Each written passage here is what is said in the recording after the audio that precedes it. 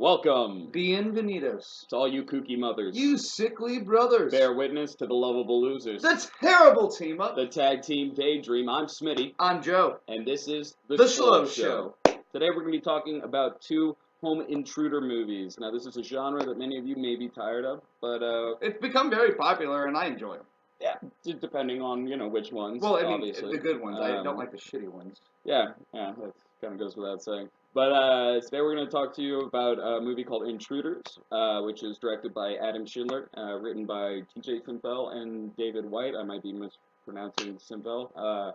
Sorry. The good thing about this movie is it doesn't take too long. 90-minute movie. Yeah, like a lot of horror movies, it's a pretty short runtime, 90 minutes, which I think is like the perfect length for a genre flick, unless you're getting into like some heady stuff. Like Godfather shouldn't have been 90 minutes. Yeah, it was that's as long as it should have been. And that's actually the reference point I use a lot of times when movies are too long. So you're not the Godfather. Who the hell do you think you are? I was like, do you think you're the fucking Godfather? No, you're not. But whatever. It's besides the point. Anyways, we're going to talk to you about Intruders, and we're going to talk to you about Your Next. Now, Your Next is one of our favorite recent horror movies, so we'll get into that later, why we love it so much. But let's start off with Intruders. Intruders. So Intruders, I didn't think about this movie at all when it first came out. I'd never heard of it. I've never heard of most movies until Smitty showed it. And I was reading one of the horror movie blogs I frequent, just to kind of keep up to date with what's coming out. Which one? Give him a shout out. I don't know if it was either Dread Central, Shock Till You Drop, or there's one other. It's the first three horror blogs that when you type in horror movie news on Google, the first three. All three worth it. Yeah, I mean, some are better than others. I might one day go into a review of those sites. A review of a review site? Yeah, I might do that. Interesting.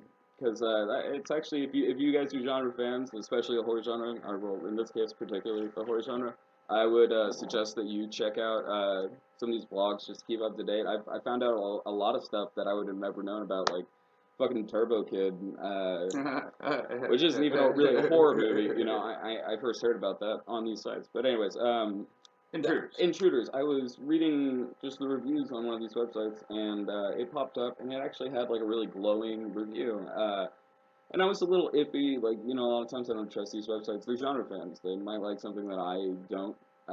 So, I don't know. So we checked it out. So, I watched it. I was having a night where I had a lot of free time. I could stay up late, and I was like, fuck it, I'll give it a shot. And it took me a little while for this movie to sell itself to me. It took a little bit longer than that for me. Like, from what I had read, it was kind of the thing where, the person who owns the home turns the tables on the invaders. And I didn't know that. Coming into it, I just thought it was a straight-up home invasion movie where these people, kick in the door and, start getting killed by somebody. But it's kind of like, Home Alone for adults is what I've used to describe some of these movies. Like, you got an agoraphobic chick. Hadn't been out of her house in 10 years. That's the setup for me. That's how I was like, oh, okay, well, what's going on here?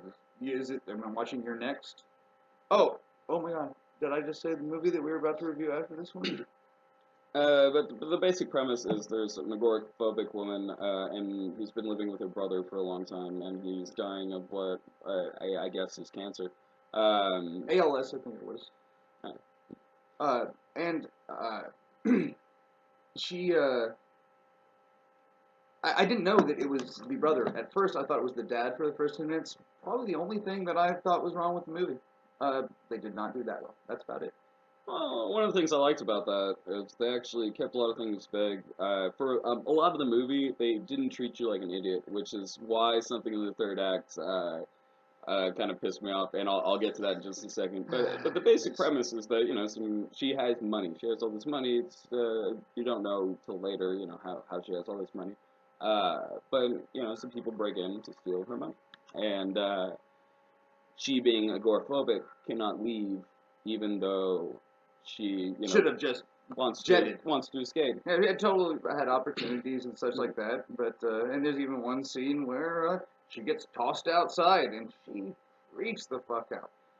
And it was actually very disturbing for me for some reason, because it's sort of like taking somebody's not innocence, but it's like I don't know. hitting somebody in front of their There was mom. definitely like almost a rape aspect to Yeah, it. then there you go. Yeah, it felt like she was getting raped when she Yeah. got tossed outside. Um, Very good actress, by the way. no, I think her name was, and this is why we pulled up the IMDb page this time because last time it was almost like we just couldn't remember anything.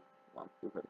Yeah, we Her can't. name is Beth Risegraf, and Beth Risegraf. I thought she looked familiar. Maybe she just looks like one of my old friends or something. Because I looked up her credits and I had not seen anything else she's in. The actor that I recognized from this was, of course, Martin Starr, Right. who we have seen in Silicon Valley. He's great. By the way, Silicon Valley, check it out, guys. Yeah, Silicon Valley, great comedy show. He was also in Red Dead 2. We'll get a chance to talk about That's gonna happen. Dead Snow Red 2, Dead, that's Red happening. versus Dead. That is going to happen. That being said, this movie does one of the most complete 180s that I've seen in this kind of 180. Hells yeah. in this kind of genre. It did it really well. And I remember when it happened, I was upstairs watching it. My brother and his girlfriend were downstairs. And I remember outside just going, "Oh shit," and started laughing. Yeah, I thought something because was I was wrong. just like, "This is so fucking awesome." So let's just say that the movie starts off like I would say in my opinion, like the writing, the acting for the most part, like was pretty solid. It seemed like it was going to be a very dull movie for the first 20 minutes, in my opinion. I was into it. I sensed that there was something darker going on, something that they weren't really describing to us, and I thought the pacing was good and everything. There's one point in the third act where it's like they've been treating you smart and everything, but then they just straight up explain everything. Yeah, it's like we got it. It's one of those moments where it's like a Bond villain, fucking tells the whole master plan, that kind of thing, and it's kind of cheap, like almost like they had to rush into the end of the movie and they just wanted to get it all out there. They're worried people wouldn't understand. I don't know, whatever. One of the points I want to make is I thought it did a really good job of making me feel very uncomfortable without a whole bunch of blood and gore. There was some blood and some gore. I mean, people die. It's not an incredibly graphic movie. There's definitely some scenes that a person who doesn't watch a lot of horror movies might not be able to handle. He didn't have to cover my eyes at any time. Alright, but nothing like Bone Tomahawk. Nothing like that. No, not at all. I'm going to let Joe kind of give his take. My end of story. Basically, I thought it was like a great movie. If we're doing a 5-star system, like no. Remember, you were a shitometer. Yeah, I was doing a shit. I'm not gonna do the same thing. Fuck it. We'll do random fucking shit. Whatever. I will give it 4 terrified white women out of 5. I would say other than some problems with like the third act, it was great, especially for like what it did. The cast, like a lot of these people, none of them are huge stars. None of them are draws. There was a Culkin in it. There is a Culkin. Rory Culkin is in it. How many motherfucking Culkins are there? No, I just found out that there was like a shit ton of them, and apparently their dad was also like a child actor. I think that they must like child acting runs in the Culkin family, like generationally. It's the weirdest the Baldwins and the Barrymores. I don't know these people. That's my basic take. I'm gonna pass it off to Joe. My moment in the spotlight. Let's see. All I have to say about this movie is don't pander to someone you're trying to fuck over, because they'll break your fingers, toss you over a ledge for their own enjoyment. And the thing I really liked about this movie is that there was a point where I said, man, who am I supposed to root for? Who's the good guy? Well, there's not really a good guy, there's not really a bad guy. I mean, there's definitely bad people in the movie. It makes you question, when do you cross the line from being amoral into being a vigilante? Did I say that right? Vigilante? It was interesting. And I also find it interesting that, a big old creepy, scary dude, well, he's always going to be a big old creepy, scary dude. But a chick that all of a sudden oh my god, she just did that. Ugh. It really, it's a little scary. It's sort of how like old people and kids are scary in horror movies. This movie did a really good job of making me question who I wanted to survive and who I wanted not to. And that's what you want in a movie like that. If it's just straight up, then you're just watching a fucking horror movie. Well, I think what Joe's getting to is, a lot of times you have these really rigid, like, character types, and sometimes especially genre film, it almost feels like, that they're just like puppets and they're playing the same role every time, and you're just accepting it because it's like how plays used to be, where there was a certain type of character who always did that same sort of thing. They have stereotypes. They are just set as they are. Yeah, The creepy old dude is always going to be the creepy old dude. The young ingenue is always going to be the young ingenue. It's nice to see a young ingenue with some fucking teeth. And I enjoyed that. And on a slightly, on a different note, I'd also like to see a home invasion movie where all of the home invaders are chicks. I want them to be hot. But that's just me. Well, there's a Keanu Reeves movie called Knock Knock. And, this last year you should probably watch. I guess I should check. Are they hot chicks? Of course. Of course. Because you're smart. Joe, is obviously just advancing gender equality all over the place during this episode. Sort of my thing today. Apologies on my part. No apologies over here. Yeah. But continue. The other thing I'd like to mention is knives are scarier than guns.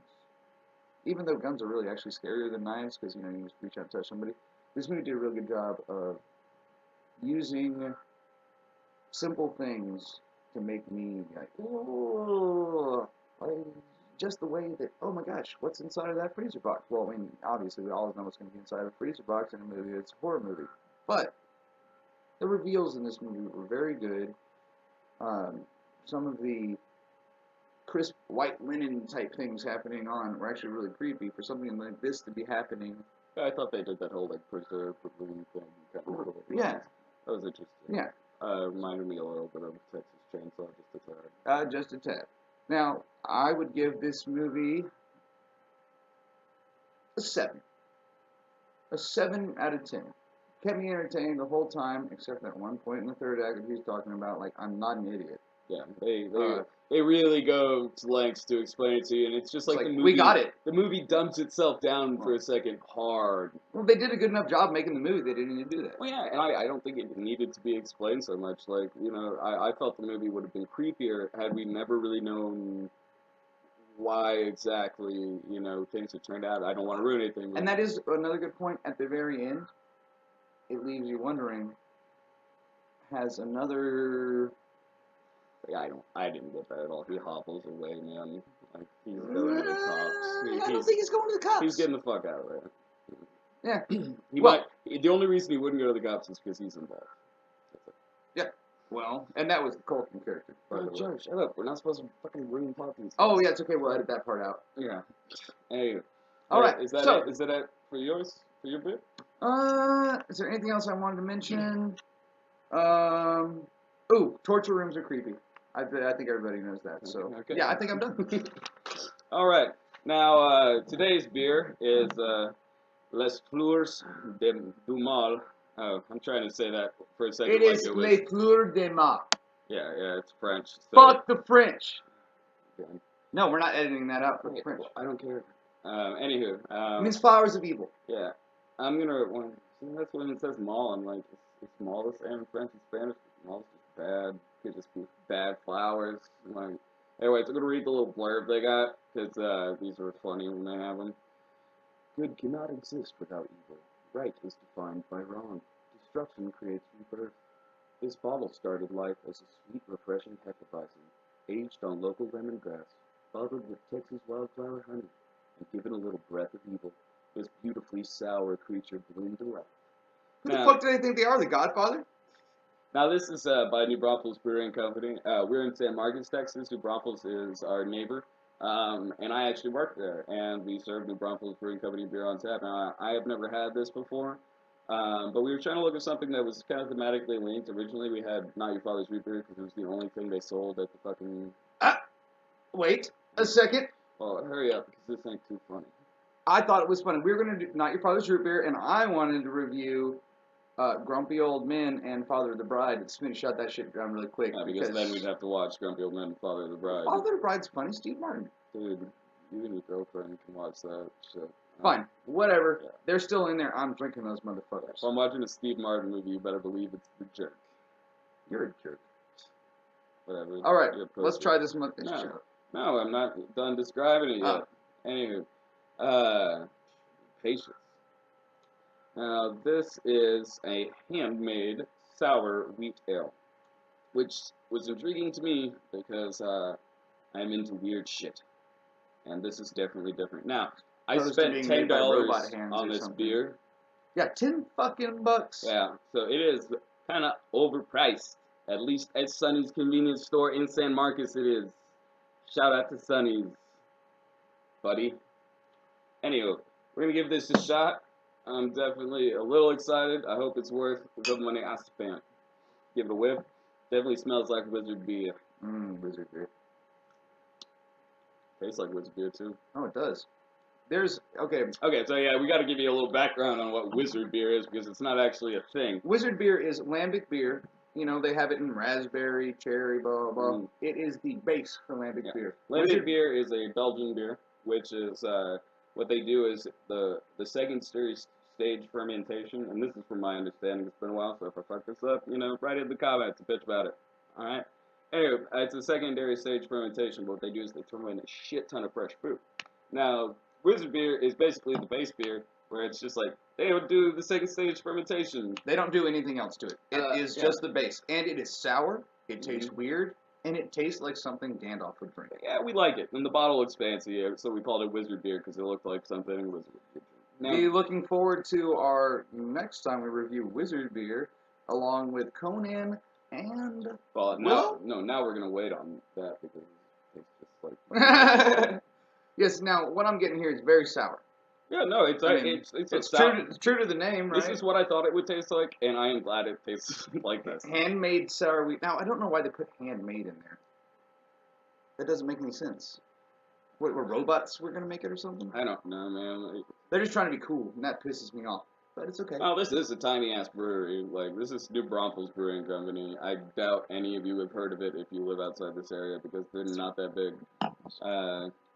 Yeah. New Braunfels. I've had some of their other stuff. Their Luftweiss is one of the things we sell like year round, and it's it's a wheat beer. There's not a lot going on. This is a sour wheat beer. There's a difference, son. There's an extreme difference. This is not your run-of-the-mill wheat beer. The sour part. What would you put it if you're gonna eat something with it? I mean, I would drink this with like grapes. Eating anything. Like I'd be great with salad and some chicken. Now the other beer we're not doing that again? No, we're not gonna do the same bit. Joe drinks Lone Starlight. It's cost effective and his taste buds are all dead anyways. So, but anywho, I like this. It is a lot like Wizard beer, which is cool. Now I have found 2 overpriced beers that I like the taste of. Yeah. It's like he could have found a underpriced beer. Because Wizard beer was also not the cheapest beer. Oh, that motherfucker's like $12 a pop. And so it's like if you want to get a sour wheat style beer, then you're spending money. Yeah, if you don't have a lot of money, well, I don't know. I might go to New Braunfels Brewing Company to see how much a growler of this shit is. I doubt it is like that fucking expensive. Idea. But yeah, I give this. See, I feel unfair rating it. I can't really rate it because there's so many different kinds of beers. Yeah, and also it's like this tastes like what it is. Like the name was true. Although I do not think it tastes like Evil Flowers, but I don't know what Evil Flowers. I have not had many Evil Flowers to be honest. But well, Proust. I do like this. I wish I had a lot more of it. But we don't have $100 to get drunk off of it. That's how much it would cost to get drunk off this fucking beer. Is $100 fucking bucks. Top me off there, little man. Yeah, I'll give you the other half. For our next movie. You didn't pay for this. Oh yeah, that's right. I didn't pay for this one at all. Okay, I'll drink not my father's root beer in just a minute. Our next movie is a movie that Smith showed me about a year ago that I think I watched 6 times in the next month and a half. we have seen this movie quite a few times. It is an entertaining romp, to say the least.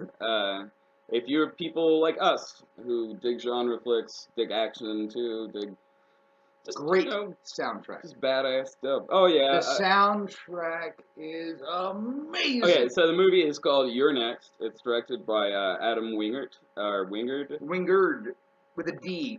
Yeah. Wingard. Yes. And it was written by Simon Barrett. Why don't you pull up the IMDb so we can know the actors' names? Now, the basic premise of You're Next is that this family is having a get together at their a family reunion, really. Yeah, at their vacation home, and an estate, really. This thing is they're obviously supposed to be rich, affluent people, but basically there's a home invasion. We were doing home invasion movies, right? During a dinner, and it happens like this: in the blink of an eye. All of a sudden, the shit goes down. I wouldn't say it's a 180 because I was expecting something crazy to go on. Yeah. And the very first scene of this movie, again, like the movie we just Intruders, like Intruders, there is somebody dead within like the first. By the way, there's like 6 other movies called Intruders or something ridiculous. So make sure you find the one about the agoraphobic. Okay. Yeah. That's the only. Yeah. I think one of them even has like Clive Owen. Yes, or some shit. It does. So do not watch that. Figure out. What made this movie stand apart was just its style. Like, it is a very stylish movie. Adam Wingert he directed another movie called The Guest, which we'll get a chance to talk about at some point. It's right there on our wall. Again, like, his movies ooze style. It's like the fucking 80s level style. Like, and this movie did it through the soundtrack, through the score, through everything. And it also had another scene in this movie made me very uncomfortable. Dead bodies and sex don't go together, and I'm not saying they're trying to fuck a dead body or anything like that, but there's some stuff going on where you're just like, oh my god, you are an evil, amoral douchebag.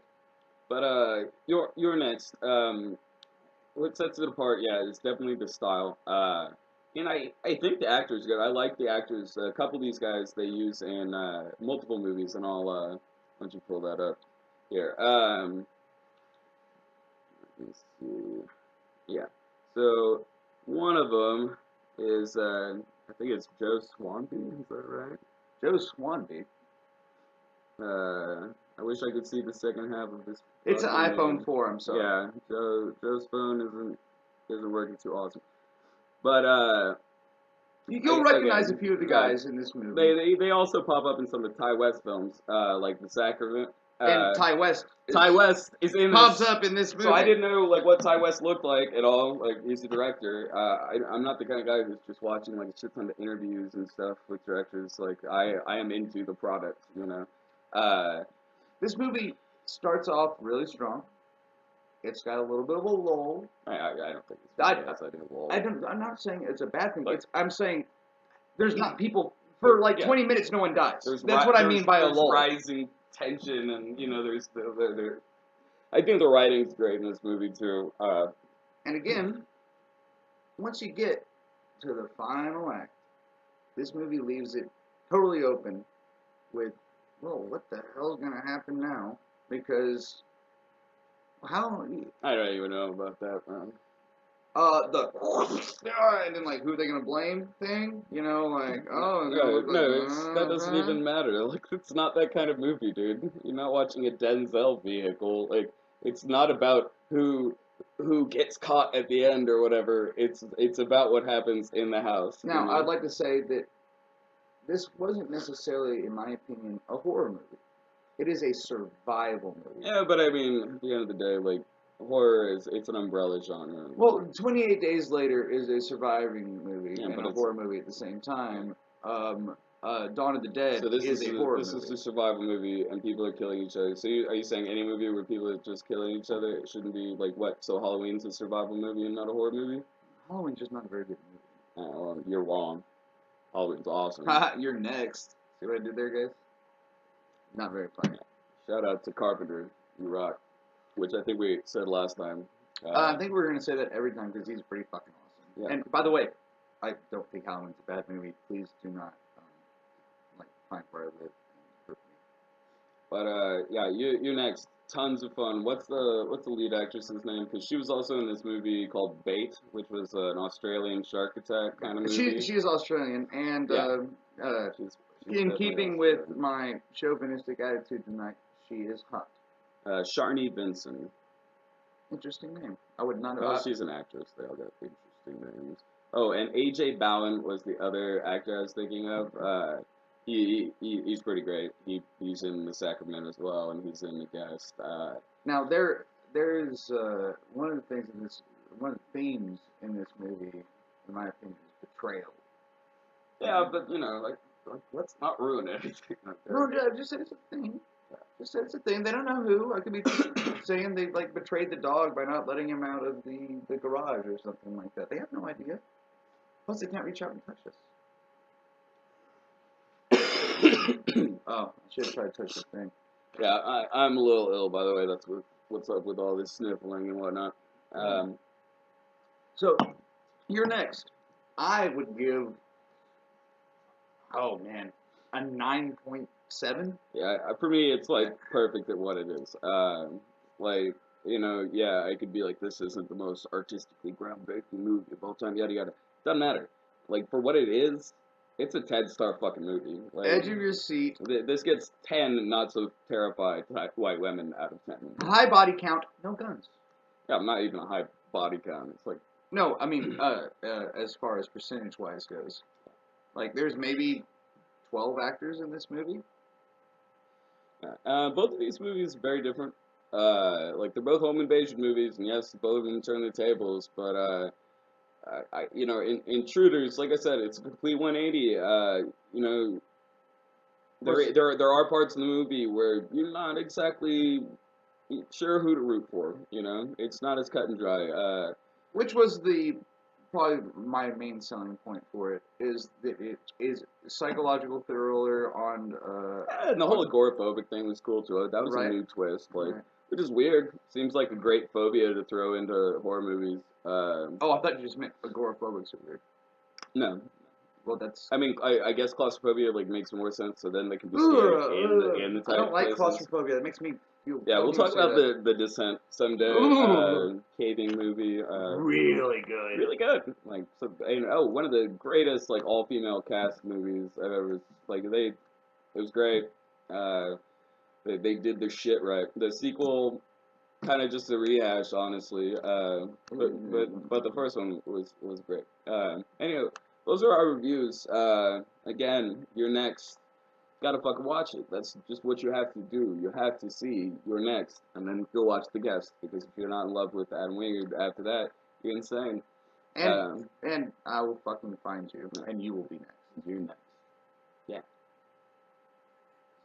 Anyway, but Intruders also like worth a watch. I'm not saying like Your Next was one of my favorite movies that came out in a couple years. Like it's definitely in that top 20 spot, hardcore for like the last decade. Like I loved Your Next. I've seen it like 8 fucking times. And if you like those, I would recommend seeing The Purge. Actually, I haven't seen The Purge. Joe did make me watch The Purge too.